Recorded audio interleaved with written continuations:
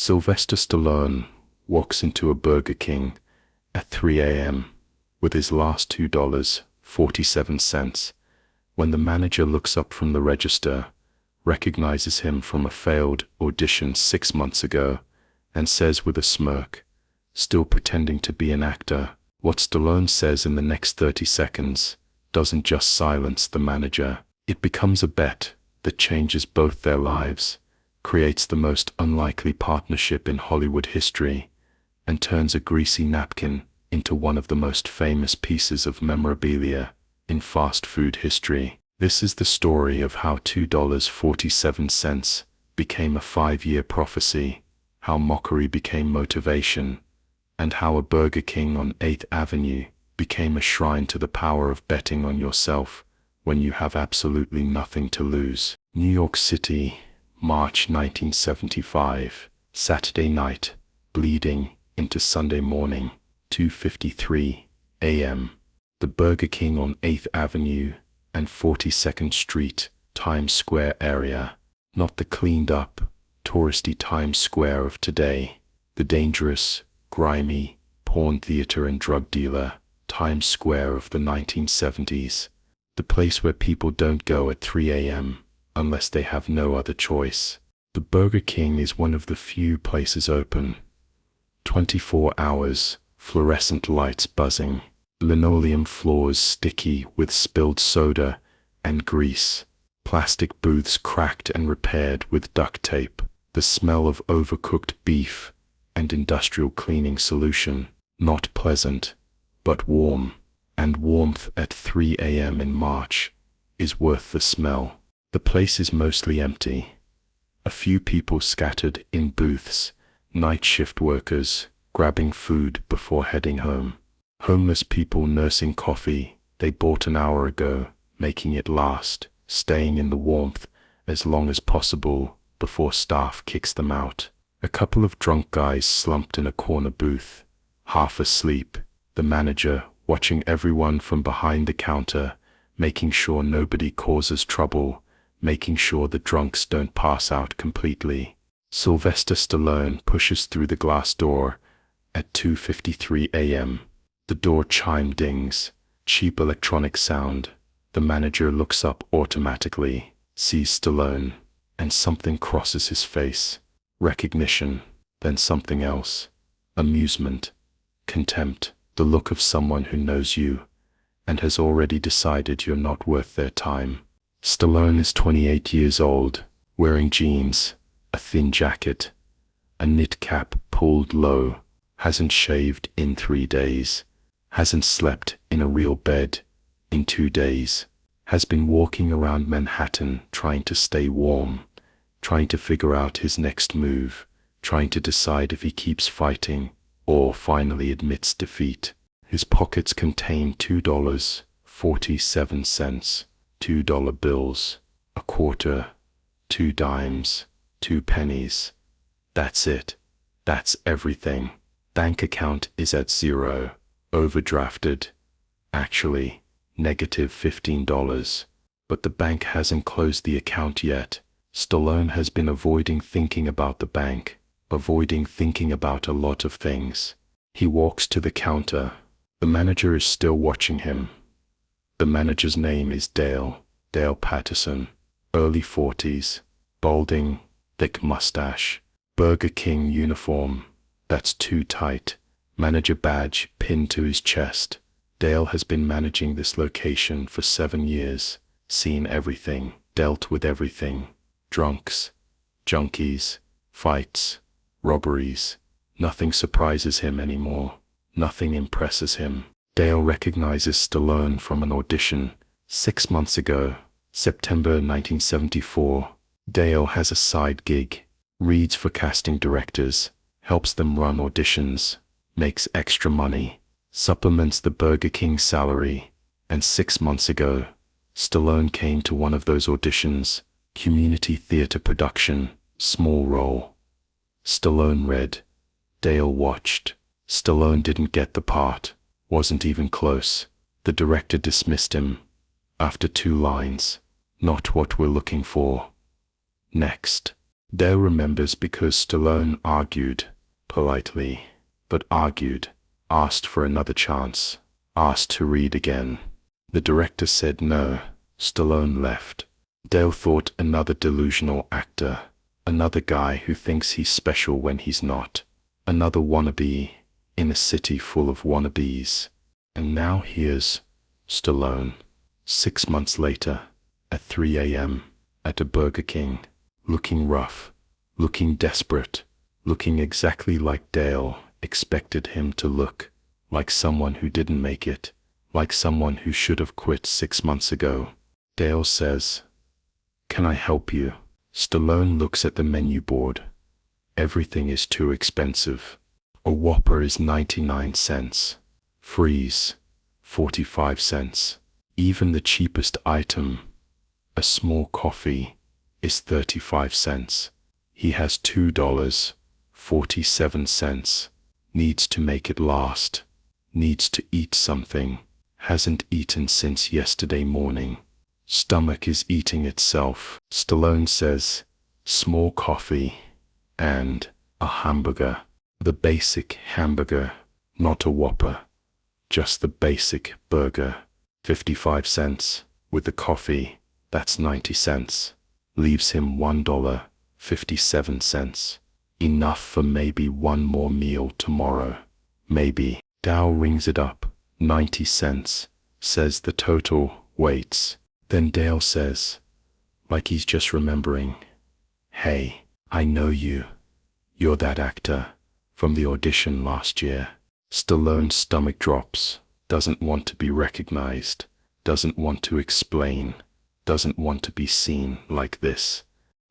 At 3 a.m., at Burger King, spending his last money on a 55 cents hamburger. Stallone nods, quiet. Yeah. Dale smiles. Not a friendly smile. A knowing smile. The smile of someone who's about to prove a point. Still acting. Still chasing that dream. The way he says dream makes it sound like delusion. Stallone says, "Yeah, still acting." Dale's smile widens. "How's that working out for you? You in anything? Any shows? Any movies?" Stallone knows where this is going. Knows Dale can see exactly how it's working out. Can see the cheap clothes. The exhaustion.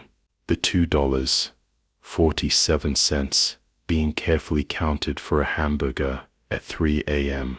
Stallone says quietly, "Working on it." Dale laughs. Short. Sharp. Working on it. Right. He leans on the counter, enjoying this. "Let me guess, you're still going to auditions, still getting rejected, still telling yourself it's just a matter of time, still pretending you're gonna make it big." Each word is a needle. Small, precise, designed to hurt without being overtly cruel. Stallone doesn't respond, just wants his food, just wants to sit down, just wants Dale to stop talking. But Dale doesn't stop. "You know what I see? I see a guy who's almost 30, who's broke, who's buying $1 meal at 3 a.m. because he can't afford anything else, who's wasting his life chasing something that's never gonna happen. You know what that is? That's sad. That's really sad." Stallone's jaw tightens, hands clench. He could walk out, should walk out. But he's hungry, and he already said what he wanted, and walking out means admitting Dale is right. Dale continues, getting bolder. "I've seen 1,000 guys like you come to New York. Think they're special, think they're gonna be stars, and you know what happens. They fail. They all fail, and the smart ones quit early, get real jobs, get real lives. But guys like you hold on too long, keep pretending until you're 40, 50, still broke, still delusional, still thinking your big break is coming." Dale leans in closer. "Take my advice. Give up. Seriously. Stop embarrassing yourself. Get a real job. Stop pretending you're an actor when you're really just a guy who goes to auditions and fails. The words hit like punches. Everything Stallone's father has said, everything casting directors have implied, everything the voice in his head whispers at 3 a.m. when he can't sleep. You're not good enough. You'll never make it. You're wasting your life. And something inside Stallone snaps, not into anger, into clarity, into a moment of absolute certainty, into the realization that this moment, right here, right now, at 3 a.m., in a Burger King with Dale mocking him, is a choice point. He can accept what Dale is saying, can agree, can quit, can get a real job, can stop the suffering, or he can do the opposite, can refuse, can bet everything on the impossible, can make this moment mean something. Stallone looks Dale in the eye, says calmly, "Make me a bet." Dale blinks. "What?" Stallone says, "You think I'm gonna fail. I think I'm gonna make it. So let's make a bet. 5 years. If I'm not famous in 5 years, if I haven't made it, I'll come back here and work for you for free, for 1 full year. No pay, just work, as punishment for wasting my life." Dale stares, not expecting this. Stallone continues, "But if I am famous, if I do make it, you give me free Whoppers for life. Every time I come here, you make me a Whopper, free, for the rest of my life." Dale starts to laugh. Can't help it.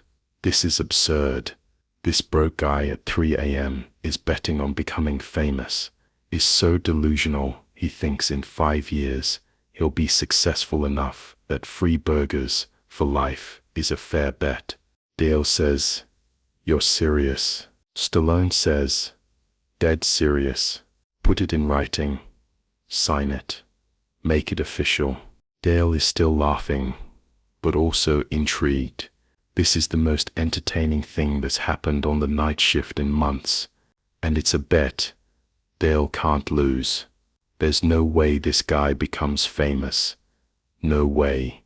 And even if by some miracle he does, free burgers for life is nothing compared to the entertainment value of this moment. Dale says, "Okay. Yeah. Let's do it." He grabs a napkin from the dispenser, Burger King napkin, white paper, logo printed on the corner, grabs a pen from next to the register, writes on the napkin, "Birdie T, March 16th, 1975. Terms. If Sylvester Stallone is not famous by March 16th, 1980, he works at this Burger King for free for 1 year. If Sylvester Stallone is famous by March 16th, 1980, he gets free Whoppers for life." Signed. Dale signs his name, slides the napkin and pen across the counter to Stallone. Stallone takes the pen, signs his name. The signature is shaky, from hunger, from exhaustion, from the absolute insanity of what he's doing, betting a year of free labor against free burgers, betting his future against a joke. But it's not really about the burgers. It's about the moment. It's about refusing to let Dale be right. It's about turning mockery into fuel. It's about making this 3 a.m. humiliation into something he'll remember forever, into motivation. Dale takes the napkin back, looks at it, still smiling, still amused. He folds it, puts it in his pocket. Dale says, "Easiest bet I'll ever win. 5 years, March 1980. I'll keep this. And when you come back, and you will come back, because you're gonna fail, I'm gonna frame this, hang it on the wall, show everyone the guy who thought he was gonna be somebody and ended up flipping burgers for free." Stallone doesn't respond, just waits for his food. Dale makes the coffee and burger, puts them on a tray, slides it across, Takes Stallone's $2.47, counts it exactly, gives back $1.57 in change. Dale says, as Stallone walks to a booth, "See you in 5 years, big shot. Can't wait to put you on the grill." Stallone sits down, alone, in a booth, by the window, 3 a.m., Times Square, outside, neon lights, empty streets, the city that eats dreams. He unwraps the hamburger, small, sad, processed meat, wilted lettuce, but it's food. He eats it slowly, makes it last, drinks the coffee, bitter, weak, but warm. And he thinks about the bet, about 5 years, about March 16th, 1980, about Dale's face when he realizes he was wrong. Because Stallone knows something Dale doesn't know, knows something nobody knows yet. He's not just an actor going to auditions, he's a writer.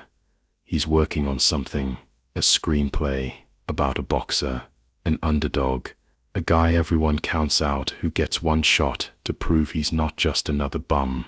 The screenplay is half finished, maybe 60 pages, but it's good, really good, and Stallone is going to finish it, and he's going to get it made, and he's going to prove Dale wrong, prove everyone wrong. 5 years, March 16th, 1980. Stallone finishes the hamburger, finishes the coffee, stands up, walks out of the Burger King, into the cold, into the night, into the next 5 years of his life. Time jump. 5 years, March 16th, 1980. Exactly 5 years later, 11:30 a.m., same Burger King, 8th Avenue and 42nd Street. The place looks the same booths, same sticky floors, same smell.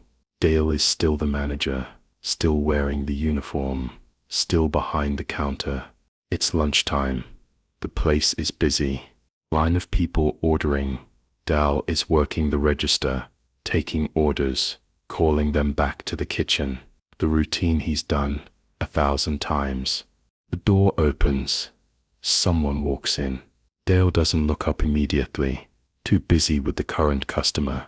Then he finishes the order, looks up to take the next one, and freezes. Sylvester Stallone is standing at the counter, but not the Sylvester Stallone from 5 years ago. Not the broke, desperate, exhausted guy counting change. This Sylvester Stallone is different, clean, confident, well-dressed, leather jacket that's actually nice, hair styled, face healthy, the face of someone who's eating regularly, sleeping regularly, living. Dale's mouth opens. No words come out. Because Dale knows, everyone knows. In the last 5 years, Rocky happened. In November 1976, the movie premiered, became a phenomenon, made $225 million worldwide, won Best Picture, made Sylvester Stallone a household name, made him famous, made him exactly what he bet he'd become.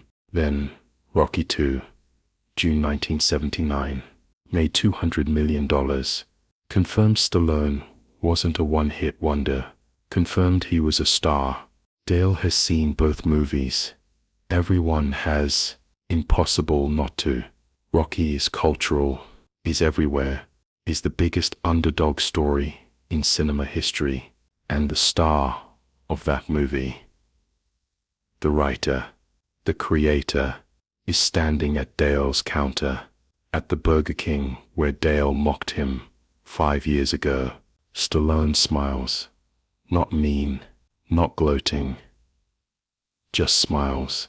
Says, "Hey Dale, remember me?" Dale's face goes white, then red. Embarrassment floods him, because he remembers everything. The mockery, the cruelty, the bet, The napkin. The napkin. Dale stammers. Yeah. Stallone says, March 16th, 1975, 5 years ago, we made a bet. You remember that bet? Dale nods. Can't speak. Stallone says, you still have the napkin. Dale does. Of course he does. He kept it, not because he thought Stallone would make it, because he thought it was funny, thought it would be a good story. The delusional actor who bet on himself and lost, except Stallone didn't lose. Dale reaches into his wallet. The napkin is there, folded, worn. He's shown it to people over the years, told the story. The crazy bet, the actor who thought he'd be famous. Everyone laughed. Everyone agreed Dale would win. But he didn't. Dale unfolds the napkin, puts it on the counter. The ink is faded but readable. Stallone looks at it, reads it, smiles wider. Stallone says, so, I'm famous. I think that's pretty clear, which means according to the terms of the bet, I get free Whoppers for life. The people in line are starting to realize what's happening, starting to recognize Stallone, starting to listen. Whispers rippling through the restaurant. That's Rocky. That's Sylvester Stallone. What's he doing here? Dale is sweating. Not because of the bet. The bet is nothing. Free burgers. Who cares? But because he's being confronted with his own cruelty, his own dismissiveness, his own confidence that Stallone would fail. And Stallone didn't fail. Succeeded beyond anyone's imagination. And now he's here, on the exact date, holding Dale to the bet. Dale says quietly, I'm sorry. I was wrong. I shouldn't have said those things. Stallone nods. You were wrong. But you know what? I'm grateful. Dale looks confused. Grateful. Stallone says, yeah, because that night, 5 years ago, you gave me something. You gave me fuel. Every time I wanted to quit, every time I thought about giving up, I thought about you. I thought about this bet. I thought about walking back in here and proving you wrong. That kept me going. So thank you. Dale doesn't know what to say. Stallone continues. But here's the thing. I don't want free Whoppers. I don't need free Whoppers. I can afford to pay for my food now. Dale looks relieved. Thinks maybe Stallone is letting him off the hook. But Stallone isn't finished.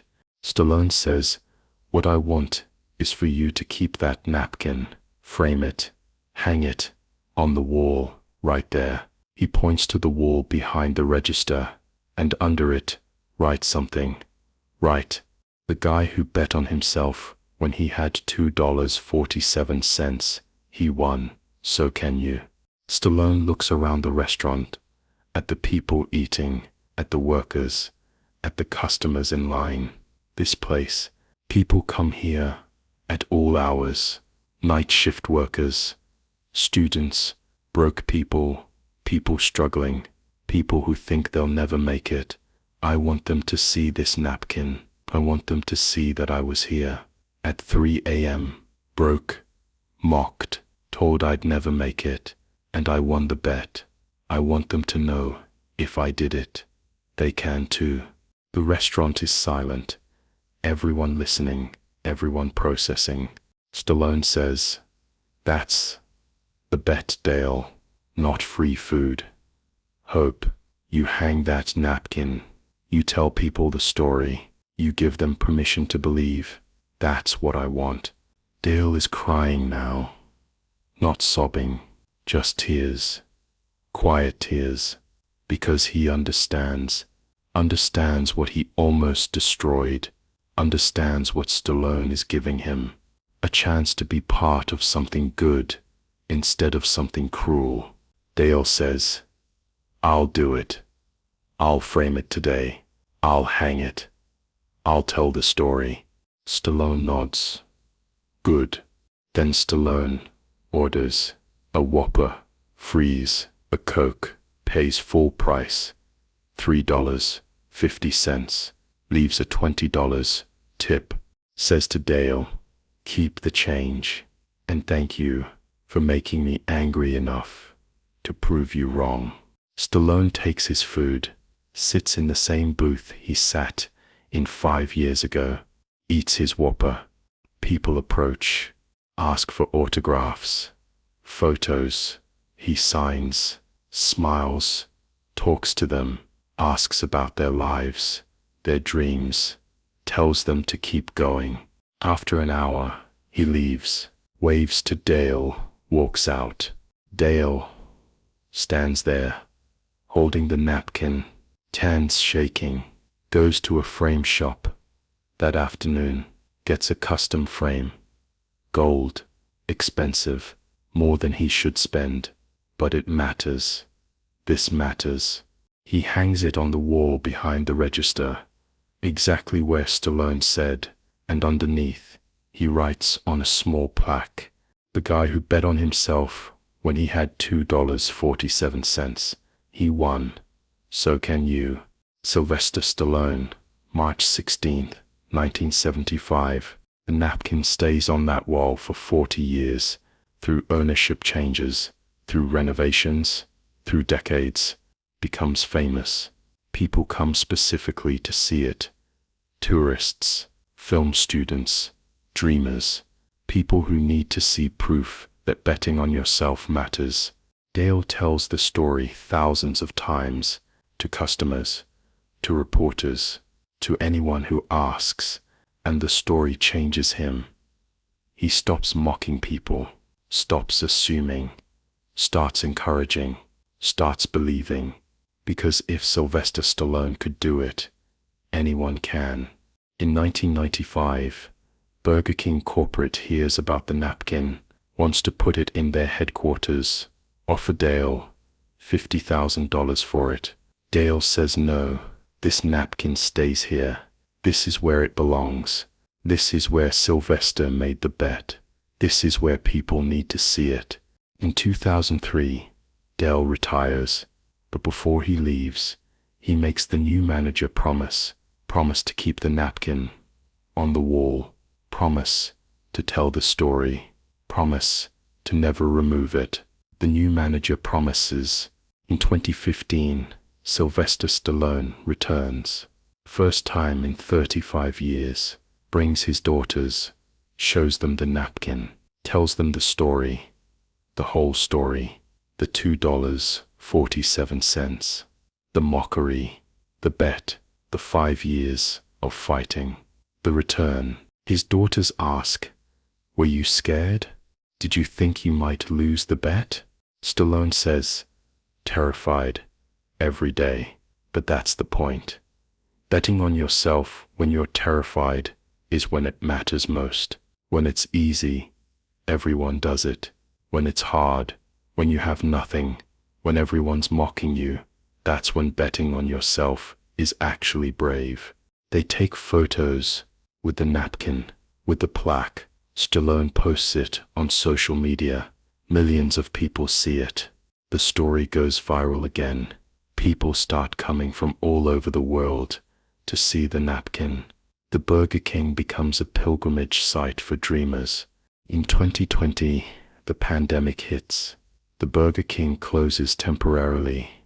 When it reopens, the napkin is still there, protected, preserved, sacred. In 2024, a documentary filmmaker makes a short film about the napkin, interviews Dale, now 89, interviews Stallone, interviews people who've been inspired by it, students who came to see it before big exams, artists before gallery openings, entrepreneurs before pitches, all of them saying the same thing, seeing proof that Stallone was once broken, mocked, and desperate, just like them, gave them permission to keep going.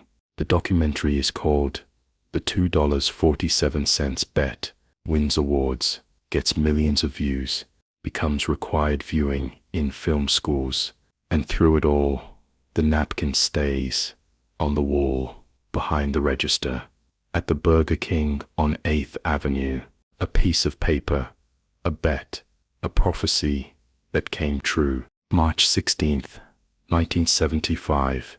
Sylvester Stallone bets on himself when he has $2.47. March 16th, 1980. He returns, famous, successful, victorious. 50 years later, the napkin still hangs, still inspires, still proves that betting on yourself when you have nothing is the most important bet you'll ever make. Dale is gone now. Died in 2021, but before he died, he wrote a letter to Sylvester Stallone. The letter said, "I was wrong about you, completely wrong, but being wrong about you was the best thing that ever happened to me, because you turned my cruelty into kindness. You turned my mockery into a monument. You took the worst thing I ever did and made it the best thing I was ever part of. Thank you for not destroying me when you had every right to. Thank you for letting me be part of your story. Thank you for teaching me that being wrong doesn't have to be the end. It can be the beginning. The napkin is my legacy now. Not managing a Burger King. This story, this proof, and I'm proud of that. I'm proud that I got to witness you bet on yourself. And I'm sorry I didn't believe, but I'm grateful you did." Stallone keeps that letter, frames it, hangs it in his home office, right next to his Oscar, because both matter. The Oscar proves he made it. The letter proves why making it mattered. What are you betting on? What dream are you carrying that everyone's mocking? What $2.47 moment are you in right now, where quitting seems smarter than continuing? Make the bet. Write it down. Sign it. Give yourself 5 years, not 5 days, not 5 months, 5 years, real time. Time to fail, time to learn, time to grow, time to become. And when people mock you, and they will, let them. Let their mockery become your fuel. Let their doubt become your determination.